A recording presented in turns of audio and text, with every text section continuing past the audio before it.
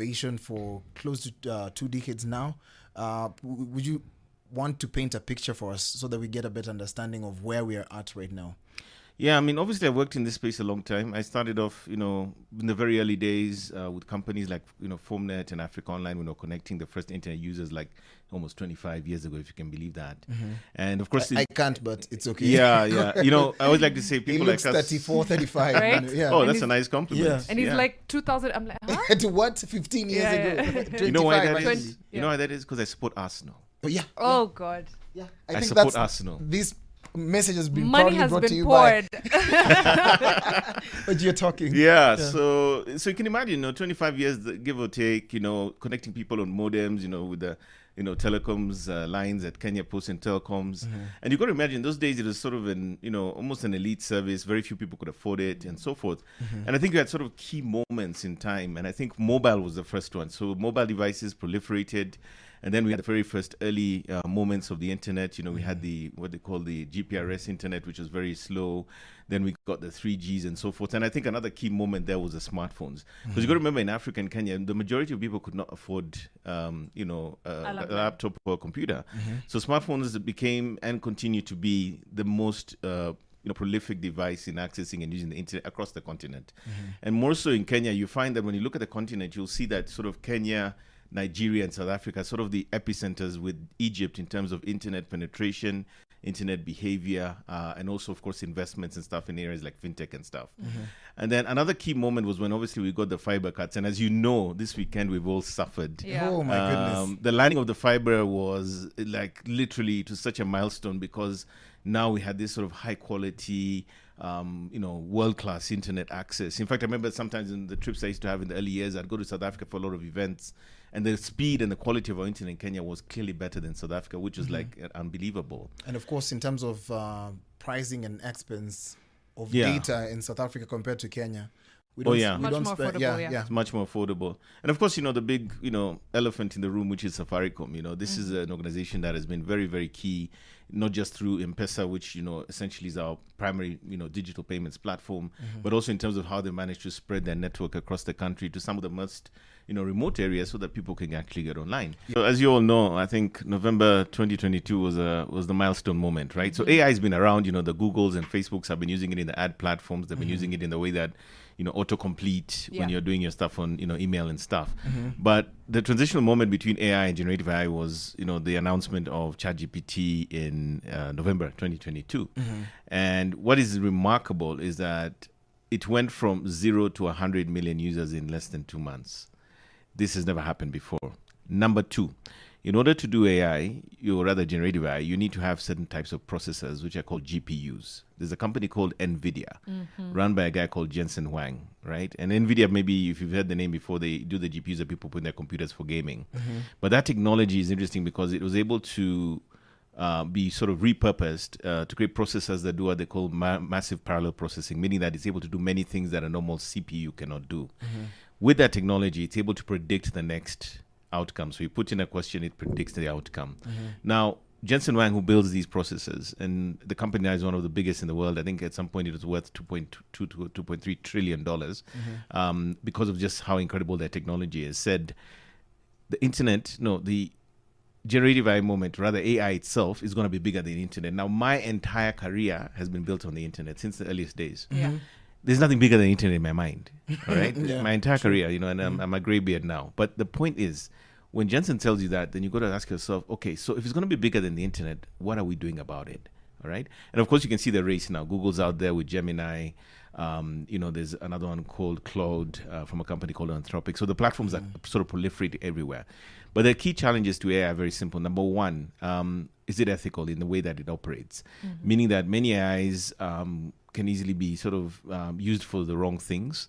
There are also biases. Many AIs are built by people where, in fact, there was a conference recently where somebody said the camera panned to him and the AI was trying to simulate something and it picked him up as a monkey because he was the only African in the room on the panel. So all these little sort of growing pains need to be considered. AI, of course, is incredibly important in digital marketing because today I can tell you anyone who's a social media a strategist, whatever it is, you're able to create content in a massively faster, easier, better, simpler way than you could in the traditional sense. With just prompts. Yes, with just prompts. In fact, there's a whole career now called prompt engineering. Right. And prompt engineers, I think even in North America, earning something north of $200,000 because they've mastered the skill set of prompting accurately to create the best outcomes. We're also seeing data scientists, data analysts. In terms, that's a career space that's just blowing up because all the AI companies need to hire people who have these skill sets.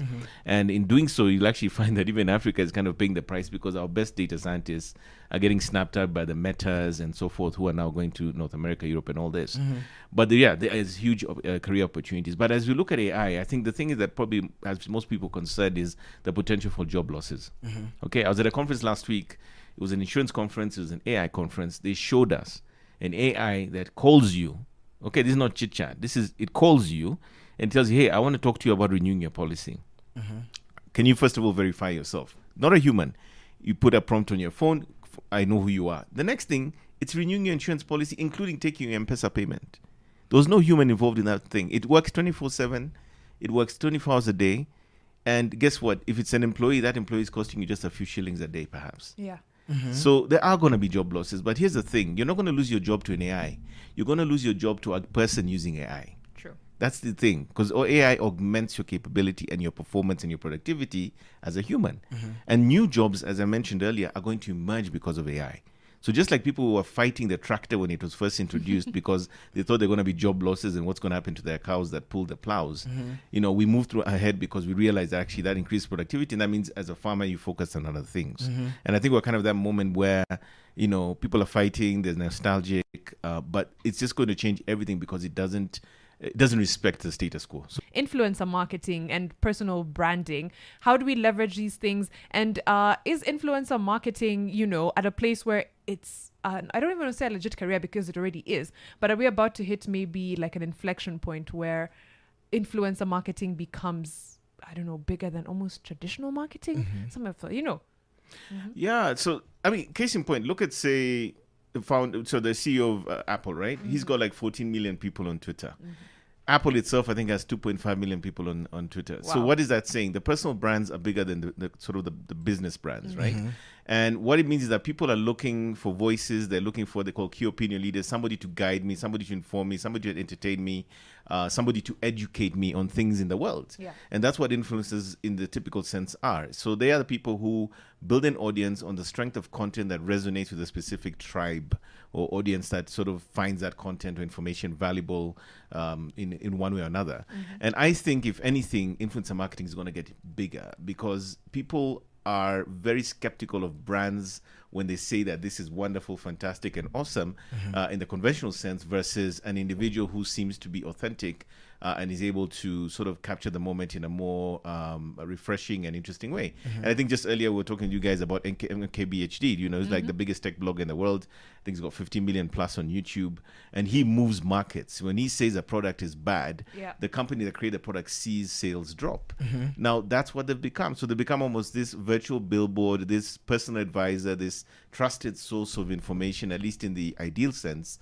And I think it's only going to get bigger. Now, in the corporate spaces, and say you're looking for a job or trying to build an opportunity for yourself as an individual, we're also seeing the emergence of what we're calling the micro influencer, where you may not have, 50 million people, but you have like, 10,000. And because you're publishing stuff, talking about your day job, what you're doing, people also then start to see you as a trusted voice, which in turn sort of cascades into new business or new jobs, whatever it is for you. So I think it's only going to get bigger from a branding perspective.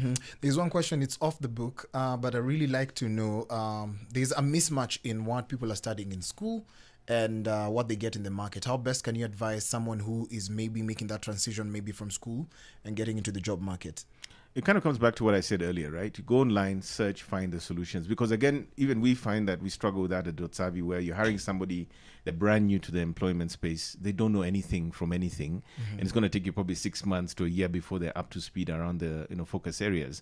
So I think that you have this wonderful thing called Google or YouTube, and you can go online. There's a lot of free content, a lot of insights.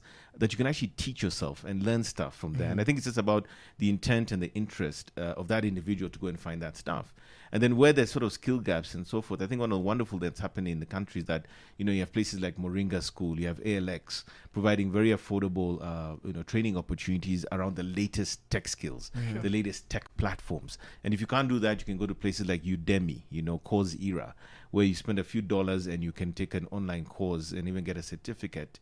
Google has free training resources. So do Meta. So if you want to become a certified advertiser on Facebook to run campaigns, you just have to become Facebook Blueprint certified. So I think the reality is that the solutions are out there. Yeah. I think you just got to go out there, look for them, and actually participate in and sort of earn the skill sets to do so.